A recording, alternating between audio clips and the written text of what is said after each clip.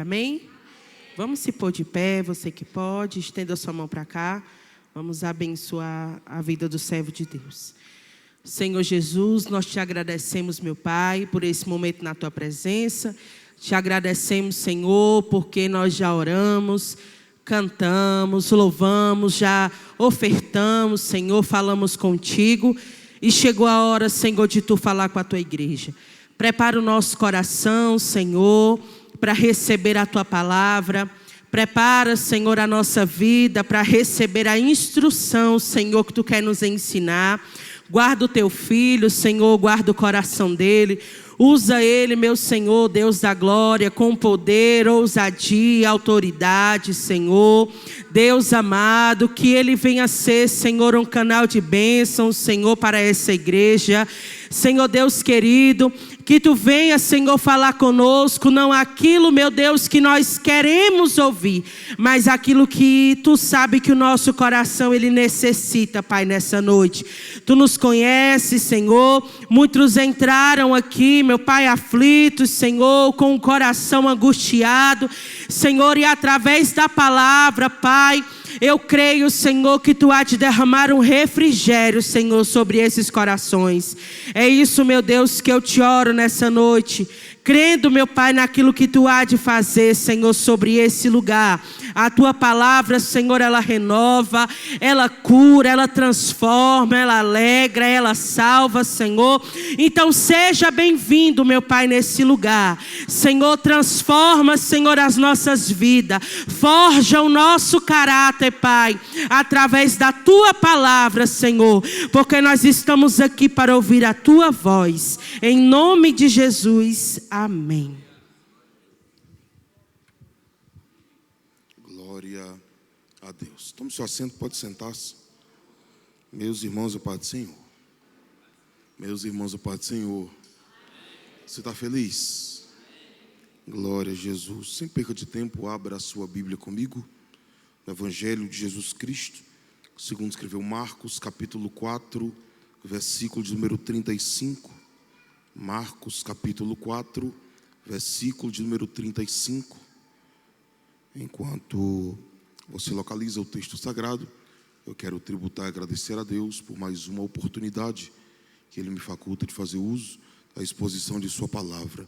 Louvar a Deus pela vida do pastor Israel, está presente, mas deixa aqui meu abraço, tá? Pastor Marcos, que me auxiliou muito bem, Deus abençoe, tá? O Senhor, sua casa, né, ministério de uma forma especial, tá? E toda a igreja presente aqui, é uma honra e privilégio poder servi-los mais uma vez, tá? E hoje, né, me faço acompanhar da minha esposa, né, minha princesa, ela não gosta de ser apresentada, ela tem muita vergonha, mas aonde eu vou, eu costumo dizer que meu ministério é minha esposa, pregação é apenas consequência. Deus levantou ela para cuidar de mim, me levantou para cuidar dela, amém? E hoje se torna um dia mais especial, porque hoje eu estou completando mais um ano de vida, né? E hoje foi um dia extraordinário. Amanheci, pai e mulher tem que ser estudado pela NASA. Irmã, ela inventou uma saída do quarto, aí do nada entrou no quarto já com um presente na mão. Aí eu disse, rapaz, esse presente estava escondido aonde? Mas Deus é bom. Ela disse, faz tempo já que eu tinha comprado. Eu, olha, eu devo ter botado dentro da parede, irmão, para me encontrar. Porque do dia do namorado, que casou, mas ainda é namorado, tá? É 2 presentes. Já era, meu filho. Glória. Tá? Ela comprou o meu presente, só que não era para me receber. Quem foi que recebeu o presente? Eu. Aleluia. Jesus é bom demais. Não deu para esconder, né, amor? Glória a Jesus. Irmão, Deus é fiel. Deus seja louvado. Amém? Versículo 35 está escrito: naquele dia, sendo já tarde, disse Jesus aos seus discípulos: passemos para outra margem. Naquele dia, sendo já tarde, disse Jesus aos seus discípulos: passemos para outra margem. O texto em que ora acabamos de ler. Vai se tratar acerca do primeiro milagre de cunho natural que Jesus fez, operou e realizou na presença dos seus discípulos, e que também os seus discípulos vivenciaram na presença de Jesus. Eles já tinham visto Jesus fazer, operar e realizar muitos milagres, porém, o milagre de cunho natural, a saber, passar por vento e tempestade, foi a primeira vez. Porém, no contexto desta história, Jesus está pregando uma gama de sermãos. Estes sermões que ele prega, ele está falando acerca e a respeito de árvores. E toda árvore, antes de se tornar uma árvore, um dia ela foi uma semente. E que toda semente, para se tornar uma árvore, ela tem que passar por alguns processos. Sim ou não? Primeiro, tem que sair da mão do semeador. Segundo, ela tem que ser enterrada. Terceiro, ela tem que morrer. Quarto, ela germina. Quinto, ela cria as suas raízes, o seu tronco, os seus galhos, folhas, flores, brotos e posteriormente os seus frutos. Sim ou não? Se eu perguntar para você, e eu sei que você é inteligente, aonde é que está a vida de uma árvore? É no fruto, nas flores, nos brotos, nas folhas, nos galhos, no tronco. São nas suas. Perceba, eu não estou aqui para refutar hino de ninguém, mas geralmente nós gostamos de cantar. Só quem tem raiz suporta o que eu suportei. Eu te pergunto, é verdade ou mentira? Verdade ou mentira? Deixa eu te decepcionar. Todos nós aqui sabemos o que é um pé de milho, sim ou não? Ele tem raiz, sim ou não? Porém, na sua maturidade, no seu estágio maduro, as suas raízes não ficam para dentro, elas ficam para o lado de fora. Então não basta apenas ter raiz. A árvore, ela tem que estar enraizada. Porque quem tem apenas raiz, no primeiro vento vai embora, na primeira luta desiste, no primeiro vale larga a cruz.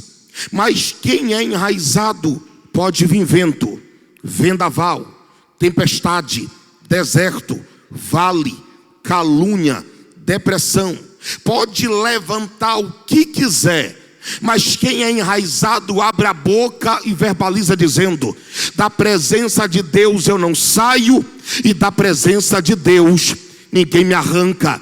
Porque quem é enraizado, ele tem estabilidade na presença de Deus. Segura.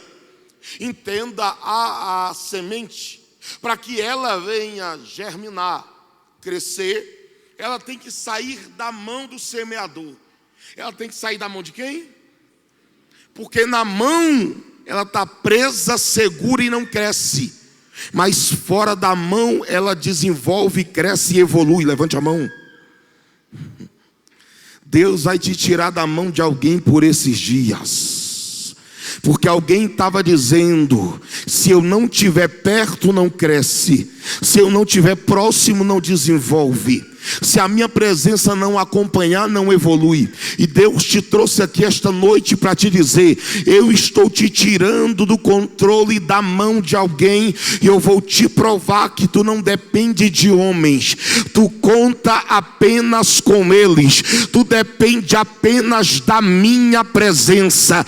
A minha presença vai te dar crescimento, desenvolvimento, evolução, a ponto de que o meu nome venha a ser glorificado na tua vida. Deus está te tirando de um lugar pequeno e limitado para te lançar no campo, um lugar grande e espaçoso, para cumprir e exercer o propósito que Ele tem na tua vida. Escute, ela é lançada, mas antes de toda árvore crescer para cima, ela cresce para baixo. Antes de ser vista, ela cresce no campo do oculto. Antes do altar visível, tem um altar invisível. Porque antes da reputação, tem um caráter. Antes da vida diante dos homens, tem a vida diante de Deus. Ela cresce para baixo, porque a raiz, ela vai buscar a fonte das águas.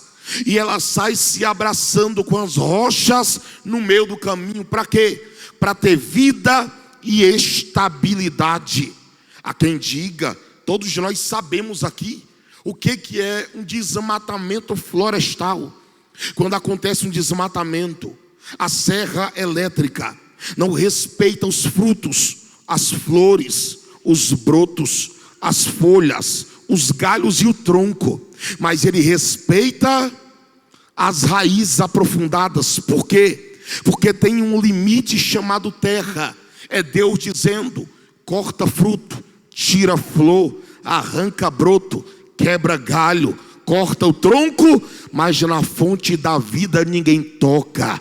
Aí eu vou entrar na Bíblia, Jó capítulo 14, versículo 7. Ainda que uma árvore seja cortada, ao cheiro das águas, ela voltará a brotar novamente. O texto fala explicitamente de esperança, a voltar a ser como um dia foi antes, a voltar ao estágio original. Comecei. O que é isso, pastor? É Deus dizendo para alguém aqui que um dia pregou, vai voltar a pregar. Pastor, um dia eu cantei, vai voltar a cantar. Um dia eu pastoreei, vai voltar a pastorear. Um dia eu evangelizei, vai voltar a evangelizar. Um dia eu sonhei, vou continuar até toda a glória. Um dia eu sonhei, aleluia, vai voltar a sonhar. Um dia eu projetei, vai voltar a projetar. Um dia eu idealizei, vai voltar a idealizar. É Deus dizendo para alguém que se prepara, vai voltar a crescer novamente, e o meu nome vai ser glorificado na tua vida. Vai, ouça, escute. Se as raízes ainda têm vida, a árvore vai voltar a crescer. Vai. Ainda não é o fim. Porém, quando lembramos de árvores, nós só lembramos dos seus frutos, sim ou não? Mas deixa eu te fazer uma pergunta básica aqui. Quem está cansado, mas não está com fome, precisa de fruto ou de sombra? Então quer dizer que o fruto não presta? Aleluia.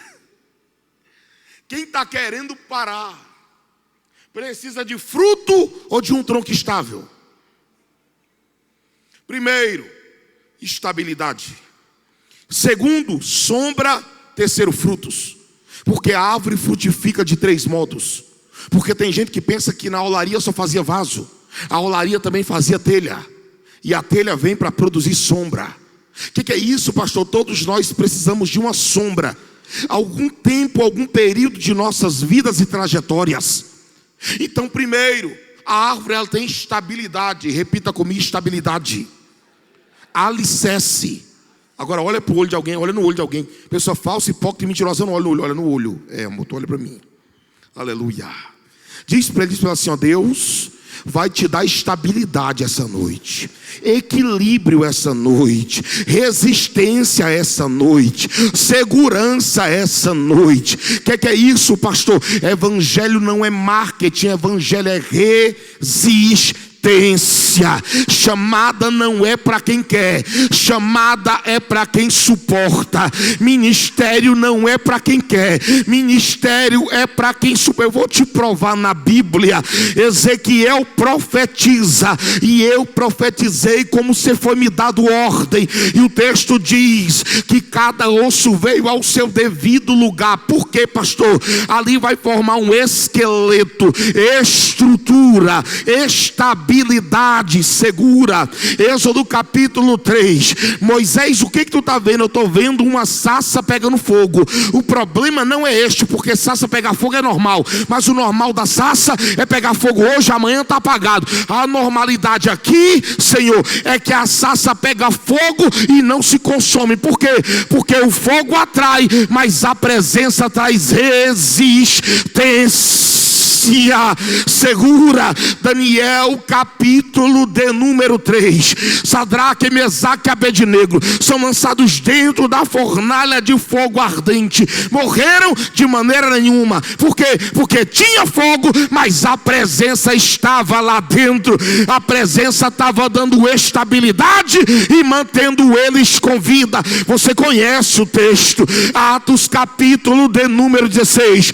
Paulo, o meu corpo está dilacerado. Silas, o meu corpo está ferido demais. Porém, a nossa alma está curada. Eu canto e tu ora e eu canto.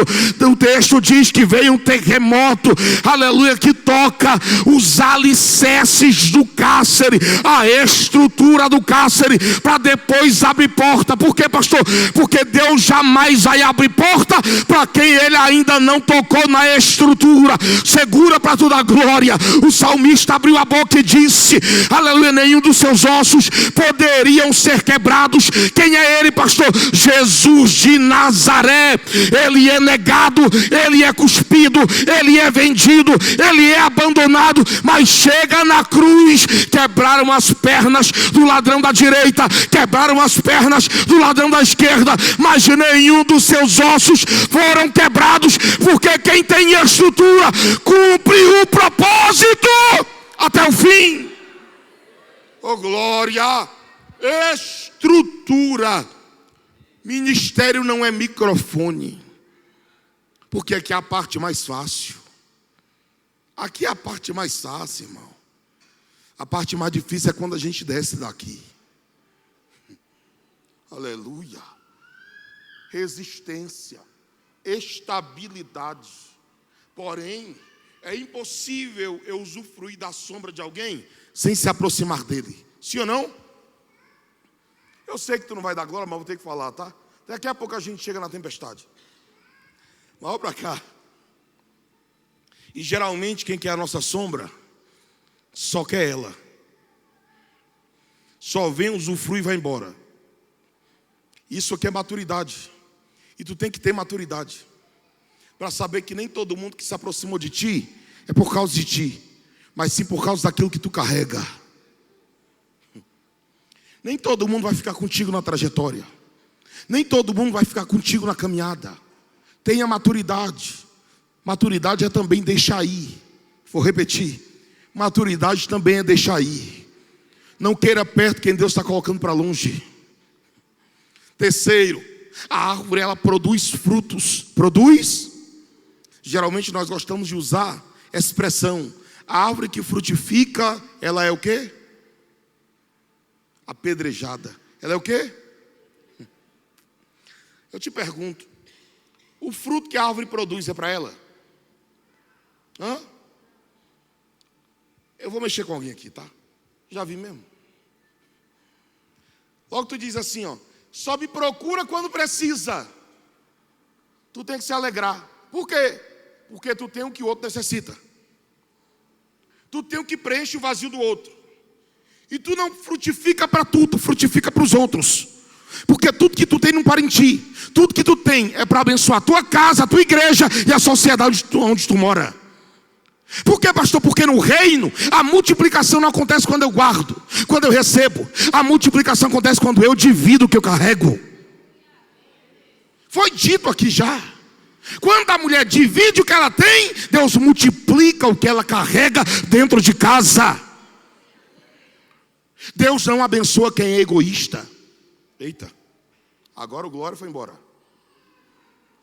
Deus não abençoa quem quer apenas para si. Deus abençoa quem tem prazer em abençoar os outros. Sabe por que tem gente que Deus ainda não destravou a sua vida em se tratando de bênçãos materiais? É porque ele só quer para ele, só quer para si, só quer para si. E não entendeu o propósito ainda. Tu não é fonte, tu é canal que recebe da fonte para despejar na vida de quem precisa. A bênção não para em ti. A bênção passa por ti para alcançar outras pessoas. Até porque o evangelho não me torna melhor do que os outros. O evangelho me torna melhor para os outros. Jesus nos levanta para servir o nosso próximo. Entenda isso, por gentileza. A árvore ela produz frutos, mas não é para ela, é para os outros. Até porque fruto que cai perto da árvore, quando fica na árvore demais, ele apodrece e não tem utilidade nenhuma. Mas entenda essa verdade, ele termina de pregar. Terminando ele de pregar, aí ele olha para os discípulos. Olha o que o texto diz no versículo em que acabamos de ler. Naquele dia, que dia que ele passa pregando? Sendo já tarde para quem? Para a multidão e para os discípulos. Disse Jesus: passemos para o outro lado. A palavra tarde aqui tem alguns significados. Quais, pastor? Primeiro, é hora de parar, descansar, despedir a multidão e ir embora. Mas olha o que o texto diz. Disse Jesus aos seus discípulos: passemos para o outro. A palavra passemos também tem outras conotações. Quais? Primeiro, não é hora de parar, não é hora de retroceder, não é hora de desistir. É hora de levantar a cabeça, sacudir a poeira e prosseguir a caminhada. Por quê, pastor?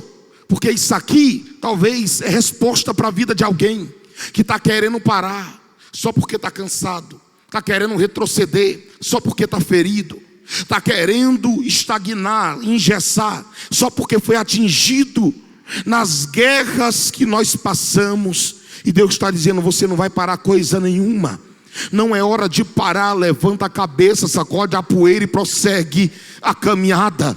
Pastor, eu estou machucado. Está machucado, mas está vivo. Levanta a cabeça, sacode a poeira e prossegue a caminhada. Pastor, o que era para dar certo deu errado. Aleluia, levanta a cabeça, sacode a poeira e prossegue a caminhada. Pastor, mas é porque a porta que era para abrir fechou. Levanta a cabeça, sacode a poeira e prossegue a caminhada. Pastor, mas me abandonaram. Vai abandonado, mas não para. Levanta a cabeça, sacode a poeira e prossegue a caminhada. Pastor, eu caí. Levanta, mas não para. Levanta a cabeça, sacode a poeira e prossegue a caminhada. Pastor, eu caí de novo. Levanta de novo, mas não para. O evangelho é para quem persevera. Levanta a cabeça, sacode a poeira e prossegue a caminhada. Você não pode parar, retroceder, desistir, olhar para trás. A maior resposta que tu dá para quem quer te ver parar não é com a tua boca, é com a tua trajetória. Levanta a cabeça e anda. Aleluia. Anda, vai parar por quê? Pastor, mas é porque eu não sabia que tinha tanta guerra. E quem foi que te disse que não tinha? Quem falou para tu que não tinha, que era só sabor de mel, que mentiu. Onde tem mel tem abelha, onde tem abelha tem ferrão. Aqui também tem guerra, meu filho. A verdade é que Jesus antecipou, porque sem ele tu não suportaria. Ele vai dar uma ordem para os seus discípulos. Aqui tem duas classes de pessoas: multidão e discípulo. Responda não, pelo amor de Deus. Tu faz parte de qual? Da multidão ou do discípulo? Multidão está com Jesus por aquilo que ele faz. Discípulo está com Jesus por aquilo que ele é. Multidão está com Jesus apenas de porta aberta. Discípulo não abandona Jesus quando a porta fecha. Multidão está com Jesus apenas quando tudo vai bem. Discípulo não abandona Jesus ainda que tudo vá mal. Por quê, pastor? Como diz aquele louvor: se Deus fizer, Ele é Deus. Se não fizer, continua sendo Deus. Se a porta abrir, Ele é Deus. Mas se fechar, continua sendo Deus. Se a doença vier, Ele é Deus. Mas se curado eu for, aleluia, e continua sendo Deus. Se tudo der certo, Ele é Deus. E se não der, continua sendo Deus. Nós não o adoramos pelo que Ele faz, nós o adoramos pelo que Ele é. Aleluia. Ele vai dar uma ordem para os seus discípulos. Perceba que dentro do governo de Deus Ele manda em tudo e em todos. Mas no texto Ele só vai dar ordem para quem é discípulo. Irmão, eu te pergunto, tinham quantos discípulos? Quantos? Só se todo mundo falar. Quantos? 12. Todo mundo com temperamento igual? Caráter igual? Atitude igual? Pensamento igual? Era todo mundo de fé? Mas a ordem era para todos entrar em um só barco. Por quê, pastor? Porque quando entramos no barco do evangelho, as indiferenças ficam do lado de fora. Aqui, irmão, é o único lugar que quem não se gostava tem que aprender a se amar. Aqui é o único lugar. Eu amo a igreja por causa disso.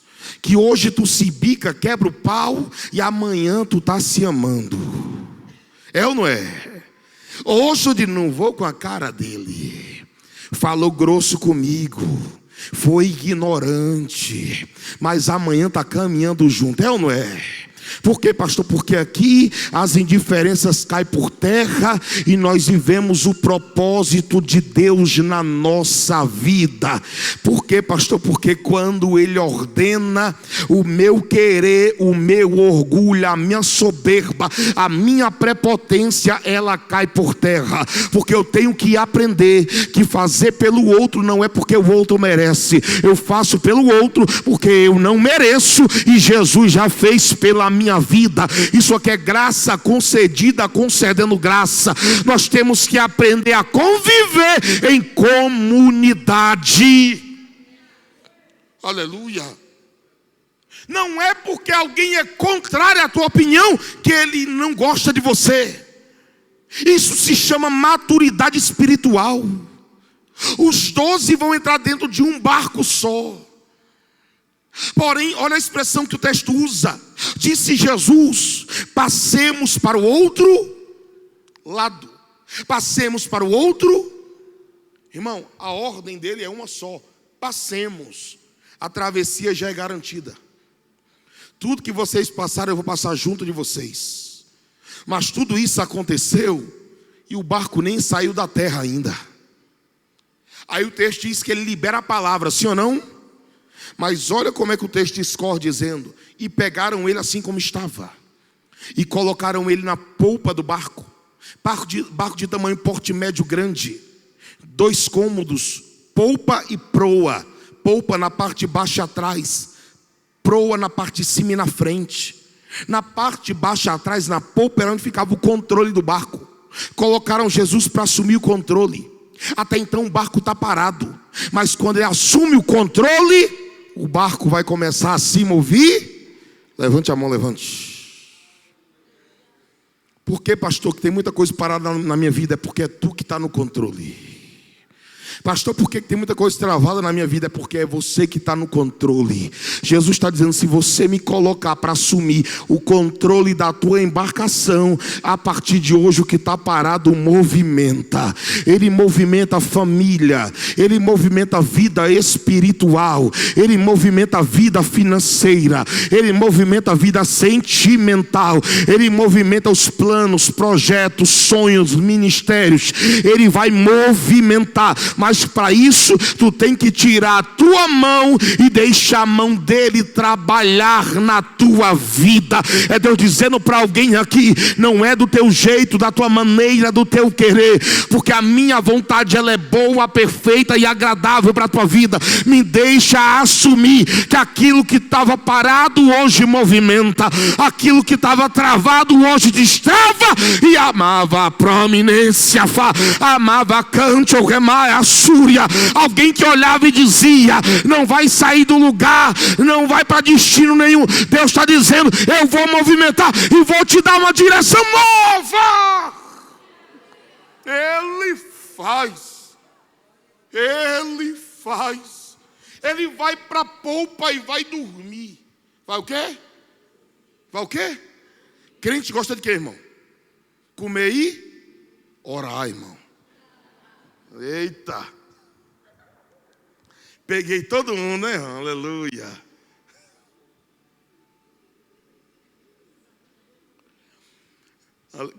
Tem casado aqui? Levanta a mão, casado aí. Só um detalhe, tá? Só uma direção. Brigou, vai dormir. Acorda bonzinho. Aleluia. Que é isso, pastor? Irmão, dormir é de Deus, tá? Eita, pastor, agora ficou ruim. Agora que os crentes já querem dormir mesmo. Jacó, estão querendo te matar. É verdade. Vai fazer o quê? Eu vou dormir. Quando ele dorme, ele sonha. Quando ele sonha com a casa de Deus. Ele sonha com a escada que tem anjo subindo e descendo. Segura. Aleluia. Pedro, tu vai morrer. Vou nada. Ele me fez uma promessa. Tu vai fazer o quê, Pedro? Eu vou dormir. E quando ele dorme, a igreja ora. Quando a igreja ora, Deus manda um anjo. Estou em Atos 12, tá? Aí agora o anjo desperta e diz: acorda, te veste, te cinge e te calça. E agora ele vai passar pelas portas e vai bater na porta da igreja. Por quê, pastor? Porque quando o crente fiel dorme, Deus cuida dele. Não foi eu quem disse foi o salmista, que Deus cuida dos seus enquanto estes dormem. As irmãs vão dar glória a Deus agora. O melhor projeto que já aconteceu, Deus deu, aleluia, enquanto o homem dormia. Quem é, pastor? Adão! Está sozinho demais, Adão. Vai fazer o que, Senhor? Dorme, Adão. Quando tu vai dormir, olha o que o texto diz: e do seu lado Deus tirou, aleluia, e fez uma mulher, a sua companheira. Era para as irmãs ter dado glória a Deus. Por quê, pastor? Porque o melhor projeto para nós que somos casados é as nossas esposas. Era para ter dado glória. Aleluia. Adão, tu tá só, agora tu vai querer ficar só e não vai conseguir. Eita.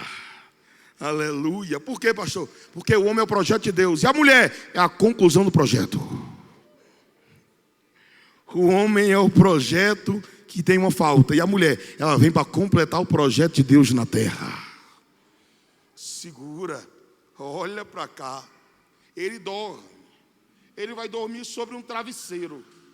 E o texto diz que agora vai vir um vento contrário e uma tempestade. Eu pergunto para tu, e tu é inteligente: vento contrário é bom ou é ruim? Eita, tá todo mundo com medo de falar. Vento contrário é bom ou é ruim? Nunca mais na tua vida tu vai dizer que vento contrário é ruim. Que é isso, pastor? Vou te provar na Bíblia. Jonas, tu está indo para onde? Eu peguei um barco para fugir para longe de Deus. Porque toda vez que eu quero navegar para longe de Deus, Satanás sempre vai preparar um barco para mim entrar e navegar nele. E perceba que a vida de Jonas é uma eterna descida. Desce para Jope, desce para o navio, para o porão do navio, para o ventre do peixe, para o céu dos mares e para o meio do inferno. Por quê, pastor? Porque a vida do rebelde, ele nunca sobe, ele sempre desce. Então agora Deus vai mandar uma tempestade e um vento contrário. Para quê? Para reposicionar Jonas. É para tu que está fora da posição. O vento que está soprando não é para te matar, é só para te fazer viver o que Deus tem para a tua vida. Ou volta e se reposiciona, ou o vento não vai parar de soprar. Segura. O que foi que Deus usou para abrir o mar vermelho, gente? Bora. Vou decepcionar todo mundo. Êxodo 14, 21 e 22. Não foi cajado. E Deus fez soprar o vento. Quando o vento sopra, Egito, continente africano. O vento é oriental, vem do Oriente. É totalmente contrário. Então o vento contrário que sopra não mata, não humilha, não abate. Para que é, pastor? É para abrir o que está fechado diante deles. Levanta a mão, levanta. Levanta a mão, levanta por gentileza. É Deus dizendo para alguém nesta noite aqui: este vento contrário não te fere, este vento contrário não te abate, este vento contrário não te humilha, este vento contrário eu vou usar ele como chave para abrir o que está fechado diante de você. Assim diz o Senhor na minha esta noite: eu sou Deus que estou usando o vento para abrir portas, para dar acessos, para dar oportunidades para alguém aqui. O opróbrio não chega, a humilhação não chega. Eu sou Deus que estou eu estou abrindo novos acessos para te fazer passar.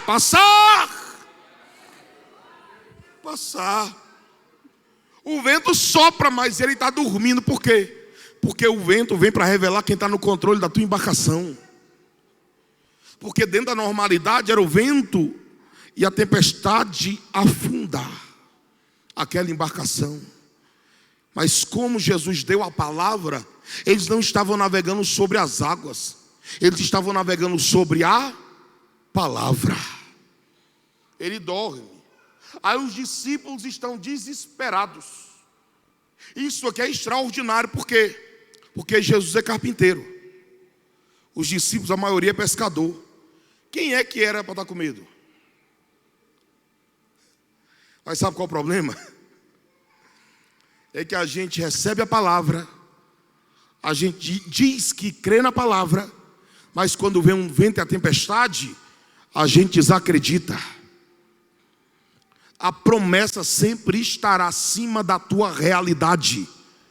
Até porque não é a realidade que move a promessa, mas é a promessa que moverá a tua realidade. Você não se move pela tua realidade. Você não se move pelos teus medos. Você não se move pelos teus anseios, pelos teus desejos ou vontades. Você se move pela palavra de Deus liberada na tua vida. Por quê, pastor? Porque nós somos cristãos. E a nossa fonte de fé é a palavra. É a Bíblia. Eles estão com medo. Jesus está dormindo, perceba que tem vento soprando e tempestade batendo. Mas isso em si, pastor Marcos, não tira o sono de Jesus. E eu vou ter que falar algo aqui. Por quê, pastor? Teve uma certa feita que a gente... Foi a primeira vez que a gente foi para o Ceará, né, irmão? Que dá aquela turbulênciazinha de quase 50 minutos. Sangue do Cordeiro, irmão. Ela ficou desesperada. E teve a infelicidade de sentar numa poltrona distante da minha que o corredor separava. Ela segurou no meu pulso com tanta força, com medo, e todo mundo gritando, e a meninaiada correndo no avião. E eu disse, amor, ela disse, cala a boca. E de olho fechado, eu, amor, o pessoal está querendo passar para ir no banheiro. Ela soltou ligeiro. Aí eu disse, amor, vou dormir. Ela, como é que tu consegue? Eu lembro como se fosse hoje. Porque quem me prometeu, ele garantiu a minha chegada em paz. Pergunta para ela como foi que eu fiquei dentro do avião. Foi ou não foi? Aleluia.